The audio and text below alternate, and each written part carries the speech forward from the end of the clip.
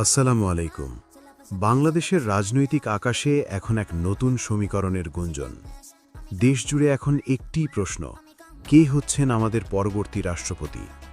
সবার নজর এখন অন্তর্বর্তীকালীন সরকারের প্রধান উপদেষ্টা, বিশ্ববরেণ্য ব্যক্তিত্ব ডক্টর মুহাম্মদ ইউনূসের দিকে। গুঞ্জন ছড়িয়ে পড়েছে যে এবার হয়তো রাষ্ট্রপতির আসনে বসতে যাচ্ছেন তিনি। এই গুঞ্জন আরও জোরালো হয়েছে যখন বিএনপির ভারপ্রাপ্ত চেয়ারম্যান তারেক রহমান ডক্টর ইউনূসকে নিয়ে বিশেষ শুভেচ্ছা বার্তা পাঠিয়েছেন।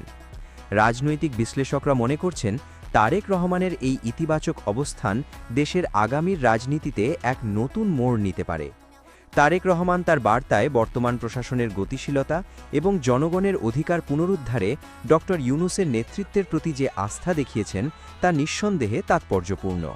অনেকেই মনে করছেন রাষ্ট্র সংস্কারের এই কঠিন সময়ে ডক্টর ইউনূসের মতো একজন অভিজ্ঞ এবং আন্তর্জাতিকভাবে সমাদৃত ব্যক্তিকে রাষ্ট্রপতির দায়িত্ব দেওয়া হলে দেশে স্থিতিশীলতা ফিরে আসবে। তারেক রহমানের এই শুভেচ্ছা কি কেবলই একটি আনুষ্ঠানিকতা, নাকি বড় কোনো রাজনৈতিক ঐক্যের ইঙ্গিত? এই প্রশ্নটি এখন প্রতিটি সাধারণ নাগরিকের মনে। ক্ষমতার এই পালাবদল কি বাংলাদেশের জন্য এক নতুন ভোরের সূচনা করবে?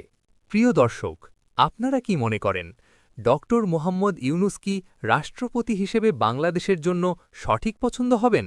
আর তারেক রহমানের এই সমর্থনকে আপনারা কিভাবে দেখছেন? আপনাদের মূল্যবান মতামত আমাদের কমেন্টে লিখে জানান। ভিডিওটি ভালো লাগলে লাইক দিন এবং দেশের স্বার্থে শেয়ার করে দিন। আমাদের চ্যানেলের সাথেই থাকুন সবশেষ রাজনৈতিক আপডেট পেতে। আর হ্যাঁ, সাবস্ক্রাইব করতে ভুলবেন না। ধন্যবাদ।